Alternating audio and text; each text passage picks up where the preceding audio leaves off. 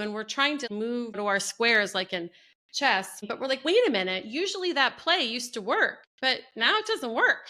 So, well, what's the other play? And we're still trying to conform to the rules of the game, such as my child should listen to me, for example, is just a blanket rule, right? A perception is a rule. But we have to dissolve the old ones and form new ones. Take the time to remind yourself that it all starts inside yourself. Wake up feeling stuck every day, then you gotta realize that it's all in your mindset. Read about the meditation, you go get around to it, you just haven't had the time. Yeah, I bet. Best thing that you could invest in is you. Could have the results or could have the excuse. Only one life, so take care of what you choose. And I ain't preaching, I'm just telling you the truth. Wake up. Hello, and welcome to Bombastik Broadcasting with Kat, Kim, and Sue. As you know, here at Bombastik Broadcasting, we believe in shining the light on all things bombastic and illuminating the folks who are stoking the fire in their souls one podcast at a time. So we are thrilled and stoked to have Dr. Barbara Schellenberg here with us today. Dr.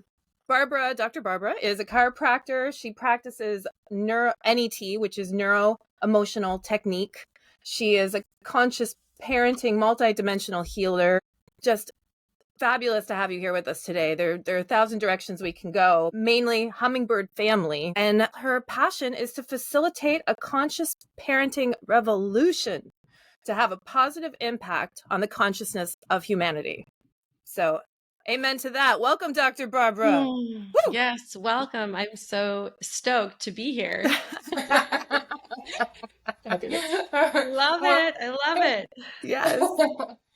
Barbara, we were just talking before the podcast started about the stress that parents are under. As an auntie, I can see a lot of stress in my family and friends who are mums and dads. So do you want to tell us a little bit more about that? Yes. So in the US where I live, there's a Surgeon General warning that was placed in November of 2024.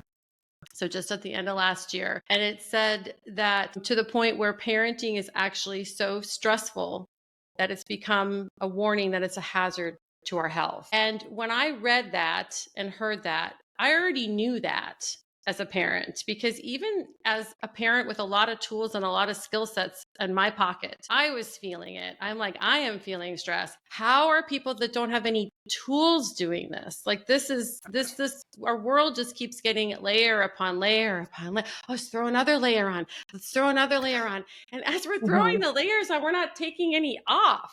And I'm like, we're going to implode like this. We are imploding, right? And so now when the Surgeon General put that out there, I was like, we're imploding so much that the Surgeon General is actually making this public. Like that's quite powerful. So one of the statistics was, I believe it was 41% of parents were so stressed that they could hardly function in their ADLs, their activities of daily living. Another statistic, I think it was around 50, I don't have the stats in front of me, but around 50% were reporting that as an adult with parents, they were feeling way more stress and overwhelmed than the adults that are not parents. So, Barbara, are we talking specifically helicopter parents or? No, just parenting in general. When they went to do this, the survey, I don't know where the statistics were gathered from, but basically parents were just probably through mental health avenues, or I'm not sure, but basically they were filling out surveys. All parents across all boards were just saying that they're feeling that type of stress.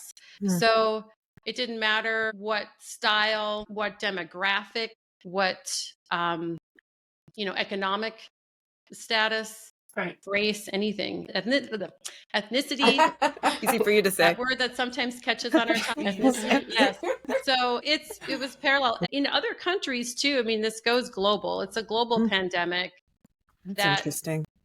People are talking about, and they're trying to shift. People that are listening, I mean, there's the educational movement, right? We've all heard about that. People are trying to do more homeschooling or unschooling or alternative educations, trying to take their kids out of school. They're being forced to take their kids out of school because school is becoming so toxic. The environment is so stressful.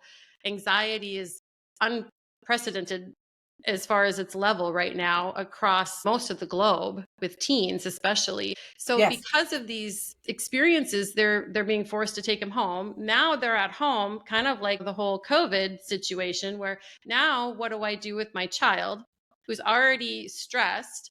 I have to work, and now what do we do? So they're searching and seeking and hoping for alternative education out there in their community, wherever they are, whether it be the different types of schools we hear about, right? Like the Montessori's or the Reggio Emilios or the Waldorfs, or anything that's self-directed learning, anything they can find to try to have an answer for the situation. And so the school systems, we're seeing a huge movement of these new schools groups trying to come up to try to manage and handle this in some way or have a different way. And so then I see parents struggling with that. And then on the home front within them, not only is it education, but it's in the parenting realm with all of the social media and all of that, right? That's its whole other chapter over here. So it's very, very difficult because they're getting it from both ends. Like, at least if school was a solid ground to land on, but a lot of them are getting it from every angle, let alone what's going on in their own personal lives and what is going on with their own jobs and their own financial stress because of the economy. So we have like a triple whammy happening, and we need a different way. So I like to describe it as we're playing a game, and in this game, we're all players. But instead of trying to cope, most of the stuff that we're trying to do right now is trying to cope with the side effects of the game. We're trying to cope and try to conform to the game, when really we need to just dissolve this game and start a whole new one. I like that. Yes. Scrap it, right? Yeah.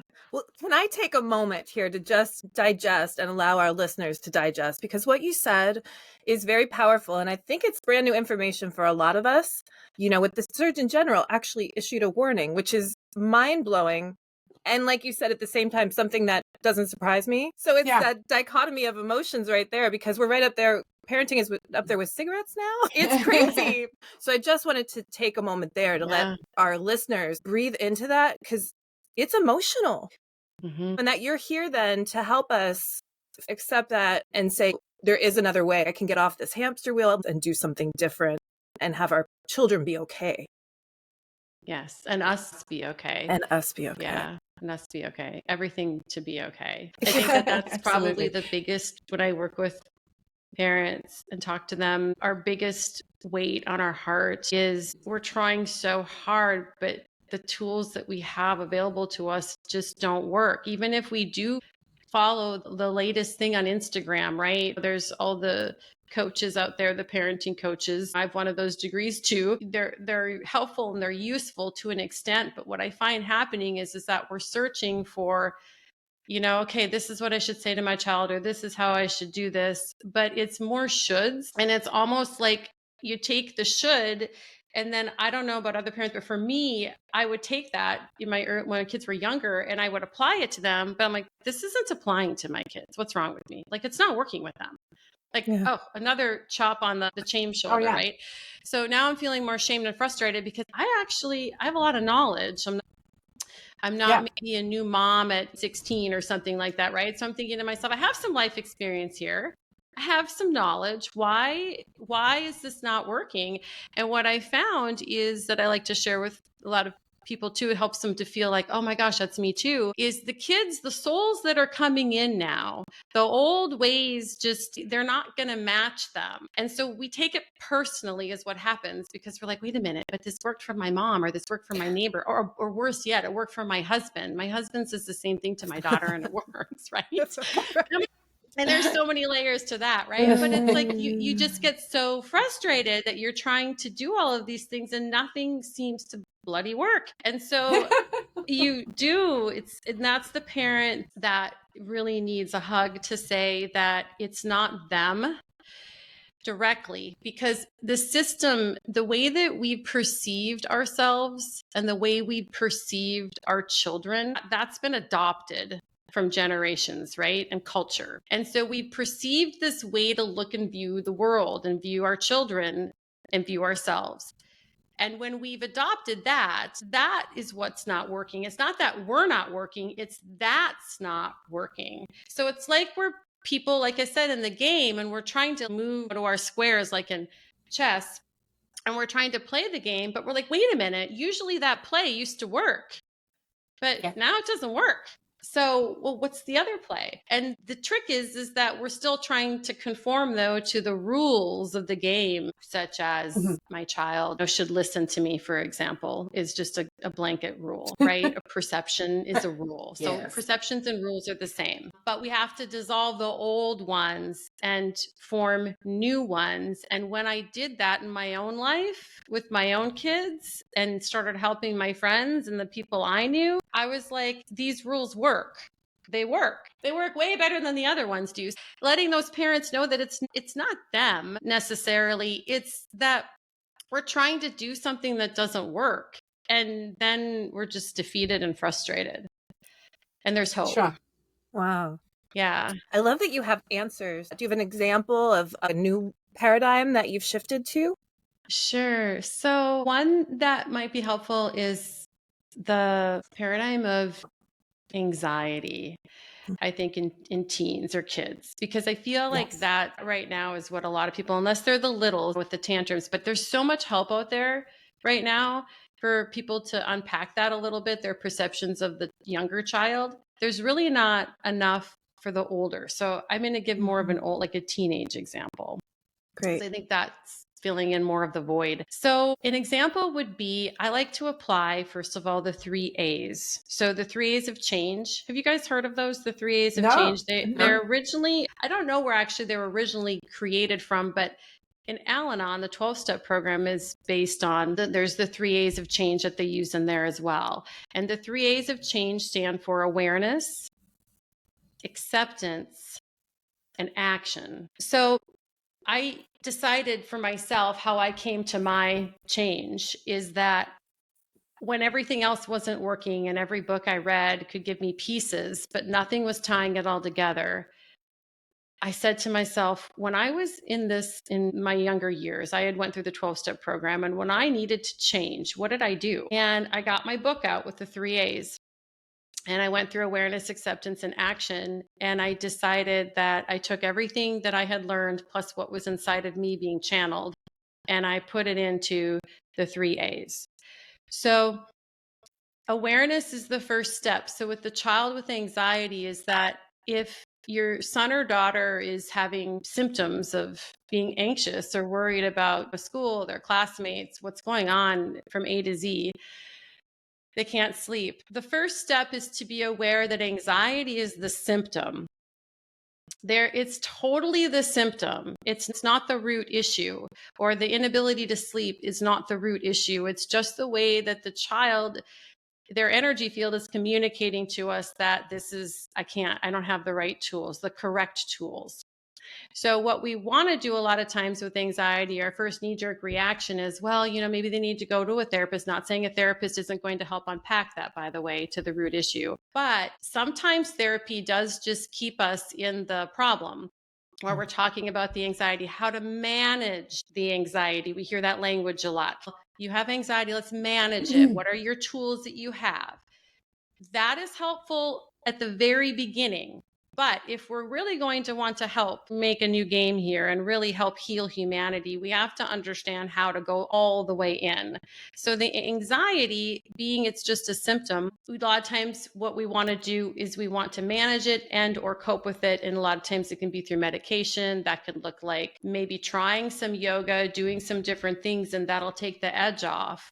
But what's underneath the anxiety is the next step, which is first we're aware that the anxiety is just a symptom. It's a messenger. Now, the second step brings us into acceptance, that we need to now come to an acceptance. Now, most people think acceptance of anxiety is I need to accept it, and we just need to deal that this is going to be the way it is going to be for you, right? Yeah. That's not the acceptance, right? The acceptance is this is an opportunity. We are accepting that we're given a gift on this child's their soul evolutionary process, that this is coming to us saying, I'm here. I'm here. And the other things I talked about can help, calm the waters for the person to feel safe enough for you to go in to the deeper realms, right? So acceptance is really seeing this child as somebody that's experiencing anxiety versus somebody that has anxiety. That reframe is really powerful for people. That Yes. is, Very, yes. very It's powerful. not a life Yeah. sentence then. Yes. You're experiencing this. And what is it telling us?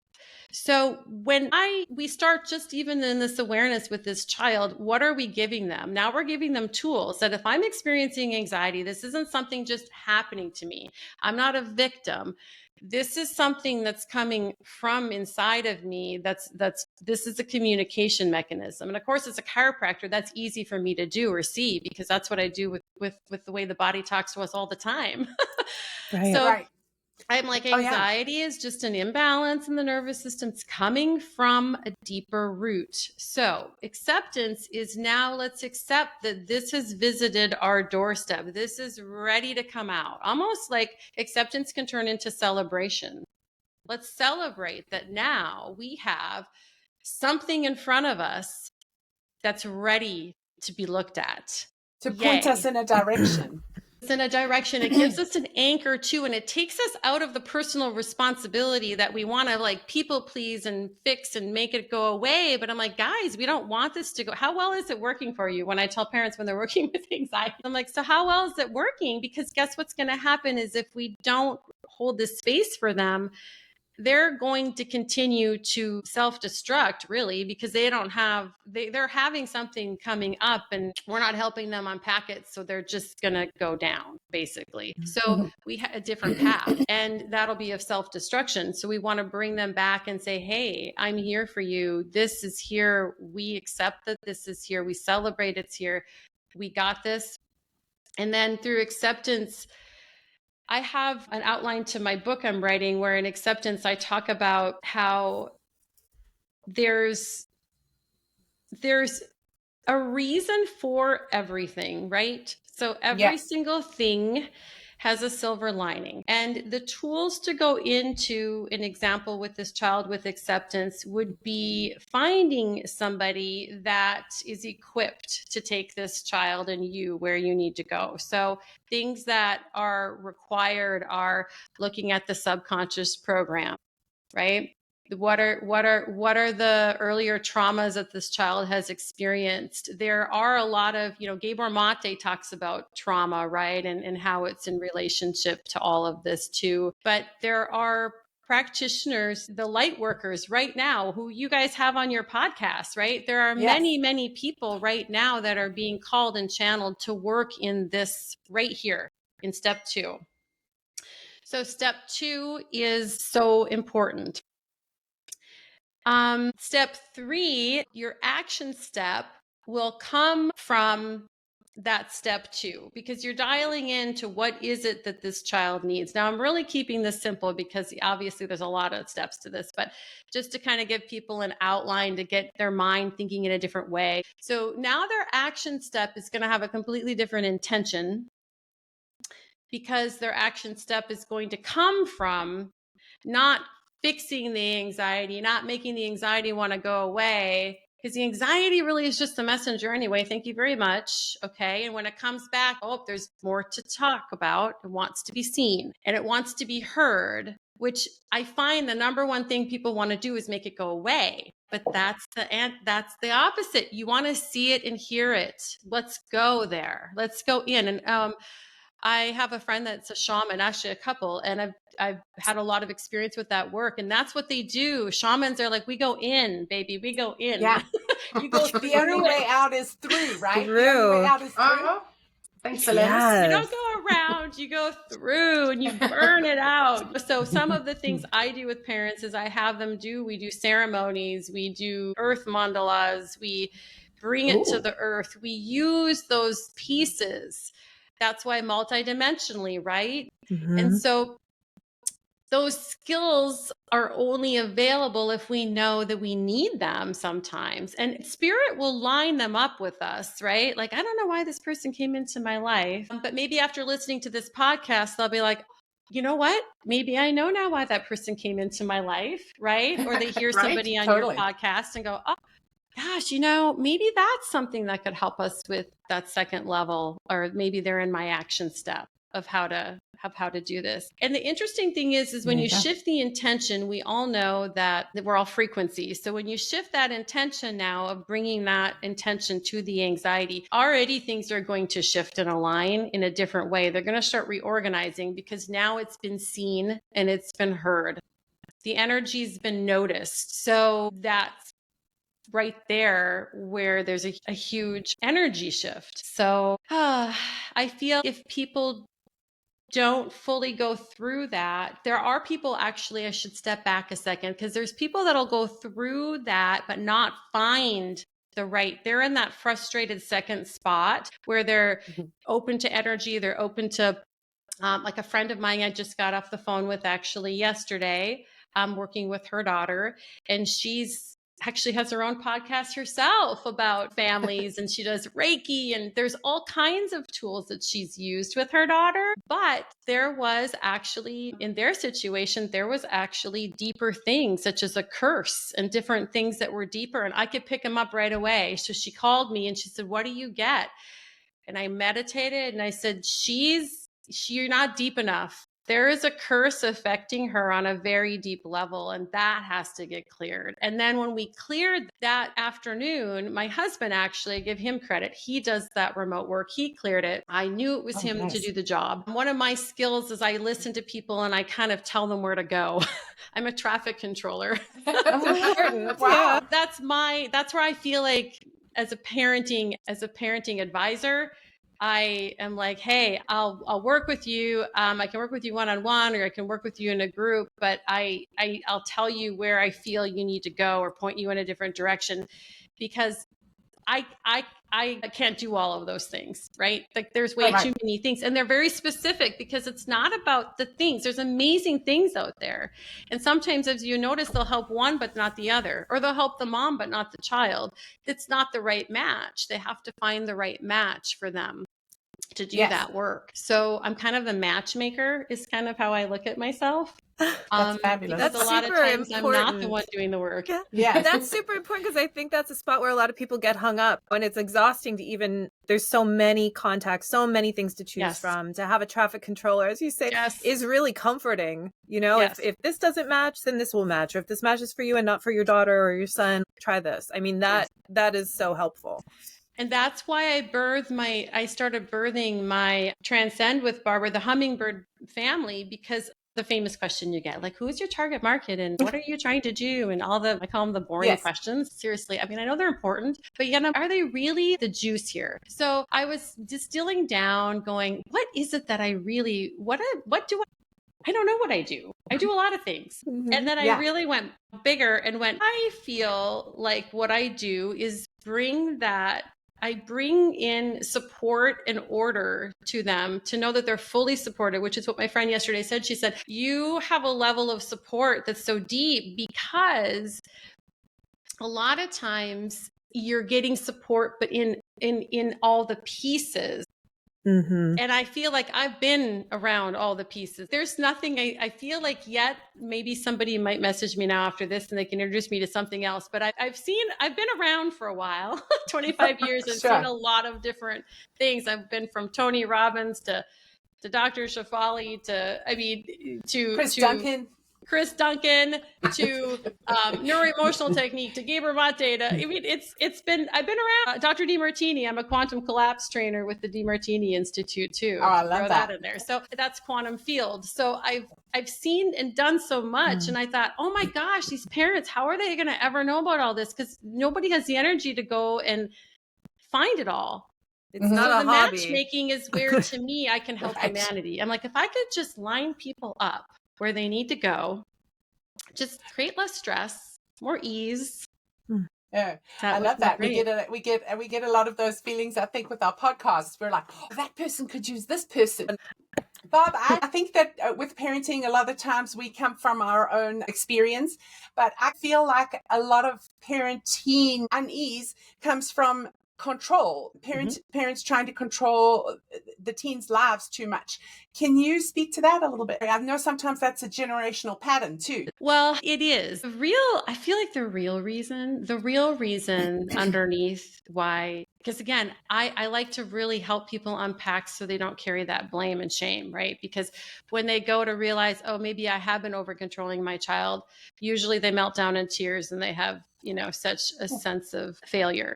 So the control, I don't feel that if I were to use the statement to most families, would you like to control your child? Most of them would say no. Even though they would say no, right? Yes. Because their intention is never to control their child. But what they're trying to control is is inside of them. They're trying to control the uncomfortableness with not knowing. They want to do it perfect. They want to make sure they raise this child that the number one thing that parents want, or two, is for them to be happy and successful. When they've done studies, happy and successful are their goal. So if that's really what they're saying on a survey, that happy and successful in psychology is saying too, that is what their ultimate wishes for their child. Why are they putting them in all these Mozart things when they're babies and doing all of these programs and doing all of this stuff if that wasn't at the top, right? Absolutely. So with the control, they're wanting to control the environment and the situation, so that's the outcome. So they're controlling the behavior subconsciously by trying to get that as their outcome. Does that make sense? Yeah, they're trying to give them as smooth a path as possible to reach the outcome, right? Because parents will always say, and I use always, it's a strong word. I have almost every parent I ask, their intentions, at least if they're talking to me, their intentions are, I only want what's best for my child. I don't want my child to go through what I did. I want to make it easier for my child. Right? Those sound familiar? Yeah. And generationally. That, right? But what's happening is that they don't realize, they haven't went through awareness yet to realize, wait a minute, the way to get there is misaligned. This isn't the way to get there. So what the question back will often be, well, how is it working? How is it working? Is the child happy and successful? Is the child really happy and successful? No, I'm not talking on the outside. Are they really showing emotional resilience? Are they really showing that they're sleeping well and that they're having peace with themselves and that they're in touch with themselves and they're healthy and they're balanced energetically? I mean, are they really happy and successful? Or are they what we think happy and successful means? Right. Or are they just being a good kid to please your parents? Right, to appease. And that will pass because we know it does, right? Like it'll ebb and flow because there's balance, there's ups and downs too. So in quantum physics, you're always going to get both sides. So there will be the rise and then the fall, or the ebb and the flow, right? So when somebody's this is my perfect child, I remember Dr. Shefali used to always say, well, be more worried about the perfect child than the rebellious child. Yeah. Right. Yeah. Yes. They're bottling it all up, right? In a box. Yeah, they're buttoning it all up and it'll come later. So now there are now, because we are in 2025, there has been more light workers working and more people awakening, right? With this awakening happening, there are children that are out there. And I guess, I mean, I could say my children are in that mix where they've been parented in a way that very few of the old rules apply. So what happens, because I want to speak to this because people will often be, well, that can't work for my family. But you don't understand my family, or you don't understand where I live or what school I live in. And so when you apply them just simply in your head, literally, guys, it's just starting with a perceptual change, which is huge. So if we can just start with that perceptual change and come in with a different, more playful vibe, our children will see that that's how we deal with things. And so when they go out to the world, it's much like an attachment theory, where when you're actually finally going out there, you're having that tool set so that the world will get a little bit wonky. My girls went through that where they're like, why do people do this? Why do people talk to people like this? And then I would explain why. And they're like, oh, okay. But what that developed for them, people will say, well, then what happens then? I'm like, it's another opportunity. Use the 3 A's. I'm aware they're having an issue with this. How can we accept that this is meet these people for where they are? And then we go through and then they're like, wow, I have such a level of compassion for them. So now the children develop compassion for humanity because, and then they want to help them because they're seeing, wow, there's another way, guys, right? There's another way. So if we really want to be the light workers and the movement takers for a more enlightened world. Yes. That's kind of where the paradigm shift starts. Yeah. Path. And then I have another question. I feel like ADD is a very prevalent thing right now. How do you handle that piece with everything we have available to us now? I actually have been diagnosed with ADD too, but it's a diagnosis. So again, I'm pretty sure I have it too. Yeah, we all do on some level. It's a spectrum. Is it ironic that it was with the birth of television and screen time that we're all ADD? So this is a touchy topic. I find this is a touchy topic right now because a lot of parents are experiencing they're literally, if I can say, it's torturous. It's torturous what they're experiencing. And I even experience it in moments. I have moments of it because having the electronic industry the way it is, and we found that when we take the electronics away, it doesn't shift the problem directly. It shifts it indirectly because now if we move the electronics away, then the children will have to find something else to fill that void. But if they don't know, if we don't ask, why are they using the electronic? Why are they wanting to go on there? For somebody with neurodivergence and the way that their brain is wired, that can be a very soothing thing for them because it's a kind of a match for the frequency of the way their mind is in that moment. So we don't want to talk about things in polarity as good and bad. Like, well, that's bad and this is good. Because I think that perpetuates the game and it puts so much more shame and guilt on parents that is just terrible. So with the ADD and the ADHD, when they're evaluating whether or not a child has it or not, they're using, they're looking at brainwave patterns in some kids. They're using, studies, or surveys, like how long can they hold their attention and different things. And so it's really a brain rewiring that's happening. We're seeing more and more of it, like she said, with the television. So I agree that I've seen that too, that the more we're getting on electronics, the more the brain is trying to match that. So we're kind of creating this situation. Mm-hmm. So again, if we can realize that, like even for my own daughter, that it just is what it is. And so if I want to change it, and I go to tell my child, okay, we're going to just get rid of electronics now. You're going to go outside and play every day, all day long. For the child's perspective, that was what made them feel safe and sane in this crazy world. So you're like, thanks for just taking away my safety pacifier. Now I have to go out there and actually deal with people and deal with this crazy insanity. So a lot of them are very, very highly spiritually evolved that I notice. And for sure. There's this resistance from the child because they're like, that's what felt safe. So the language could be different. Because I know for me, I am my daughter, if she was on here, she would say, Mom, tell him the story. So I got so frustrated one day. I took the iPad outside. I was literally foaming at the mouth, screaming and throwing the iPad up. And I'm like, I'm going to run over it. I'm going to run over this bloody thing. I go, watch it. Do you want a video? Oh, wait, you can't. It's so comforting. I lost it, you guys. I don't know how many years ago that was, but I literally lost it. I put it underneath the tire and I think, oh, wouldn't that feel so good to hear the crunch? So awesome. I just saw my daughter's panic and my husband, I don't remember somebody came out going, stop it. And I'm like, fine, I'll put it down. I'm like, oh, it's just, I'll stop. But it had the moment of, this is what it gets to. You just, as the parent, you're like, want it to end. I want my child back. I am so desperate. So and it's so intuitive. You're like, just kill the machine. Kill the machine. Kill the machine. It's the machines no were more. fault. It's all their problem. They just walked into my house all by themselves. The fairies just delivered it one day, you know. Yeah. Yeah.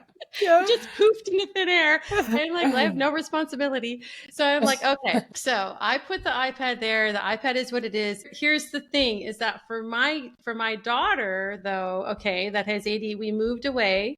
We moved out of state.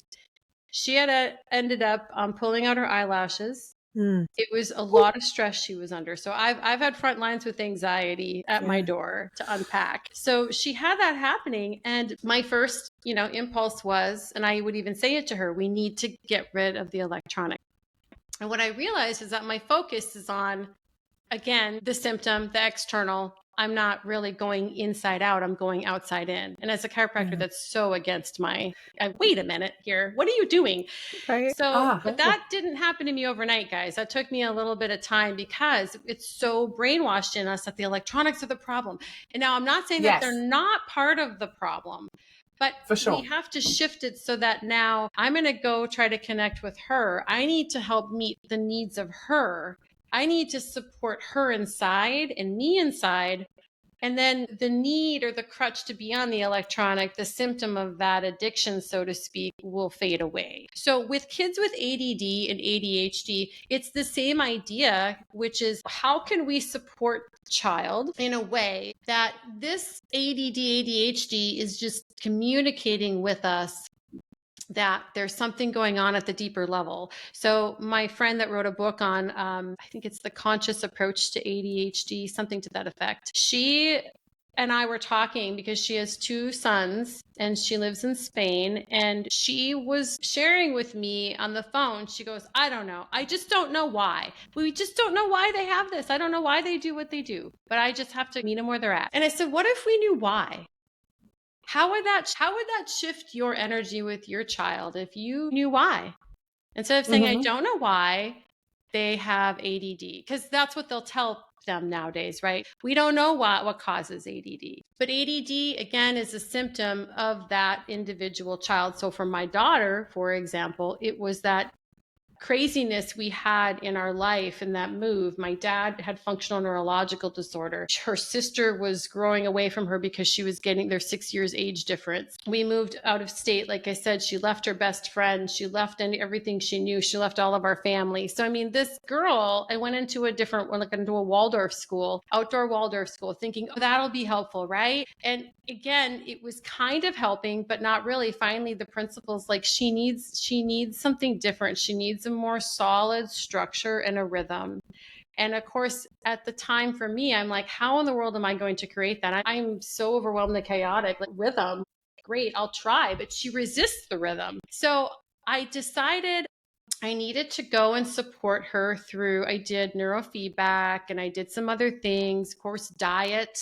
Even, I mean, we eat a pretty clean diet to begin with, but cleaned it up even more. Yeah.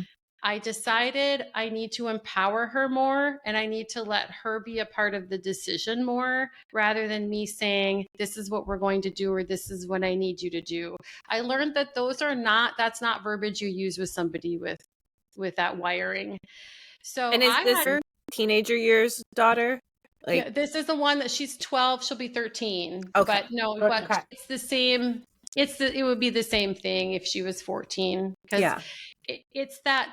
See, when they get older, I should put this in here too, because it's important, I think, for parents to realize that when kids hit 6th grade, their brains are already their minds are starting to cleave away from their parents. They already do that naturally, right, to survive. But we forget that. They're leaving me. Oh my gosh, and they're not ready for the world. It's such a weird time because my daughter and I were like the Gilmore Girls, and that was never supposed to happen to us. But isn't that even a Freudian thing? Yes. To help them to develop that autonomy. But so we can use this as a great, this can be an asset to us. Right? It can be an asset if we remember that this is happening and we don't take it personally. Yeah. So if we're in a community where we're like, oh, that's right.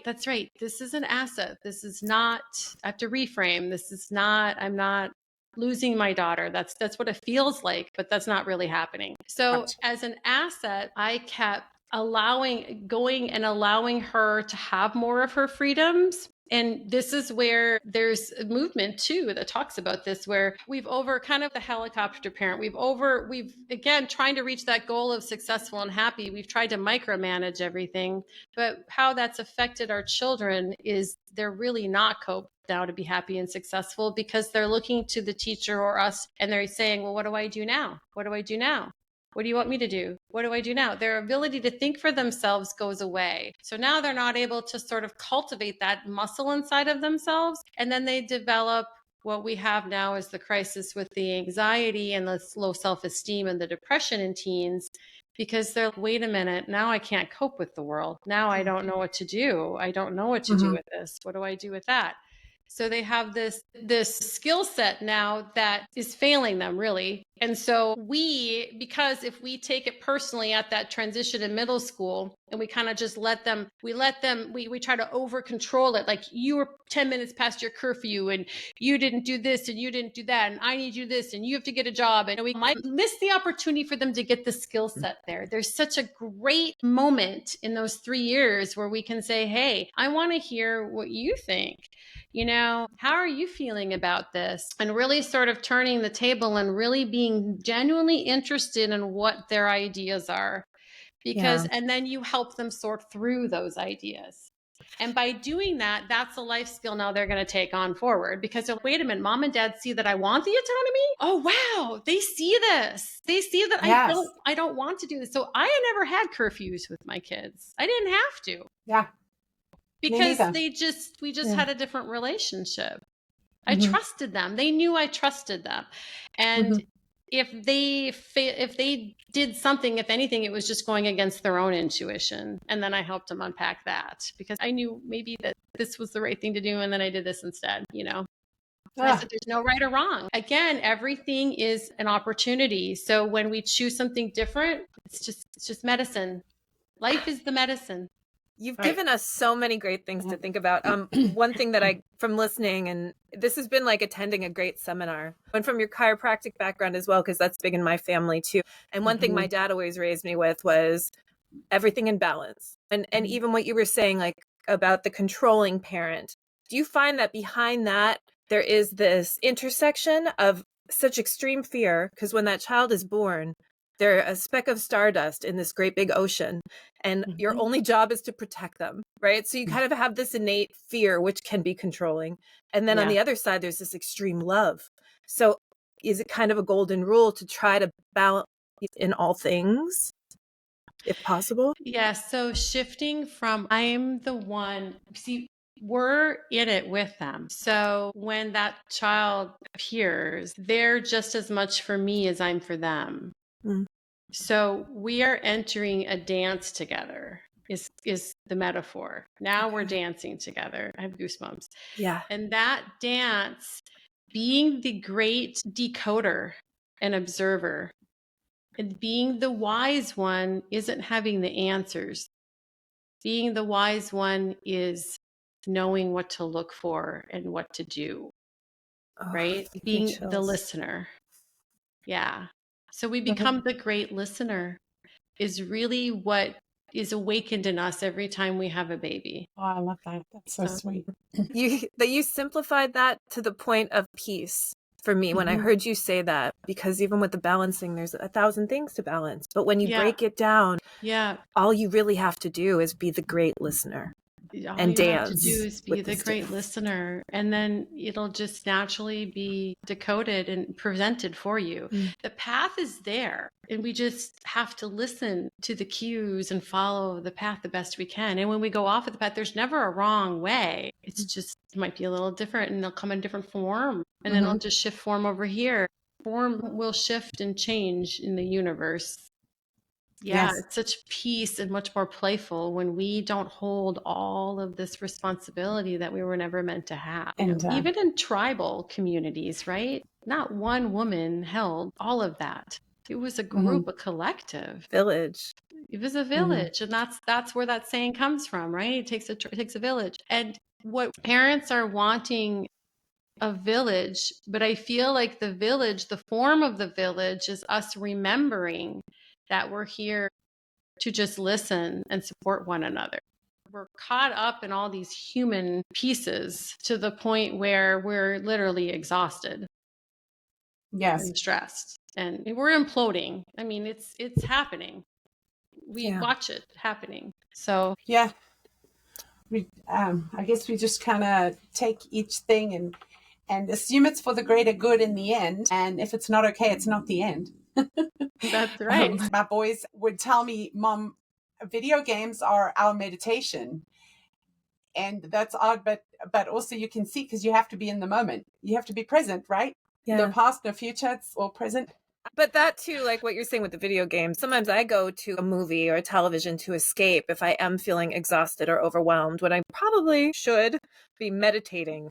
But like you say, sometimes you need that little disconnect, but to have it all in balance so you don't forget how to listen or make time to listen. Again, letting them dial into what is meaningful to them too. Because I do think that's the soul's evolutionary path that we're being called to do. But this is what we do in our culture. But I think the souls coming in have some brighter ideas for us. Mm. Isn't that gorgeous? Let them fly on their little eagle wings. Yeah. Or hummingbird, as it may be. That's right. So I love the hummingbird. I have the hummingbird on my necklace. I wore it specifically today. Beautiful. Oh, beautiful. Yay. That's beautiful. Absolutely gorgeous. So, Bob, here at Bombastik Broadcasting, we like to say that a rising tide lifts all boats. So I know you have a new book coming out, and I don't know if you have a link on your website for individual sessions. What else can we do to lift your boat? The website is transcendwithbarbara.com. My handle is transcendwithbarbara for Instagram. And then my website is being upgraded. Message me on Instagram if for some reason you do not get a response from me if you email me on my website. So technology and me, sometimes the frequency of that, we have to sometimes line up. So just know it'll line up when it's supposed to. Well, thank you very much for joining us today, Barbara. That's it from Bombastik Broadcasting. Be aware, be empathetic, and be a phenomenal listener. Wake up. Wake up. Wake up. Wake up. So much more in this world that you can do. Wake up. Every little thing in this life that you're going through don't mean a thing. Wake up. You keep shining. You keep grinding. Wake up. All is aligning. All you gotta do. Wake up. My man Mo said that the reason that the world fucked up is cause everybody lazy. Positivity is corny to them, but they still gon' complain about the bad going on. Shit crazy. So I just had to drop a little project. I don't know what the object is, but this feels good. If you too hood for the good vibe, sorry I ain't got nothing for you. Why should I? You shouldn't. We out here doing the things that y'all wouldn't. Life could be a sweet ride, proof is in the pudding. These guys with the weak vibes, I'll show them where to put it. Down bad, I was looking for the answer. Mind all mad, taking over like a cancer. Canceled the sub plans, came from up above. Told me everything but doing, showing love, and I gotta wake up. So much more in this world that you can do. Wake up. Every little thing in this life that you're going through don't mean a thing. Wake up. You keep shining. You keep grinding. Wake up. All is aligning. All you gotta do. Wake up. I've been getting so high, head up in the clouds. I don't ever wanna come down, but I gotta wake up. Ain't enough time to be down. Bust a smile, cause it's yet another day that I'm allowed to wake up. Feeling blessed to be alive, man. Not long till we thriving. Take the time to remind yourself that it all starts inside yourself. Most. Wake up feeling stuck every day, then you gotta realize that it's all in your mindset. Read about that meditation, you go get around to it, you just haven't had the time. Yeah, I bet. Best thing that you could invest in is you. Could have the results or could have the excuse. Only one life, so take care of what you choose. And I ain't preaching, I'm just telling you the truth. Wake up. So much more in this world that you can do. Wake up. Every little thing in this life that you're going through don't mean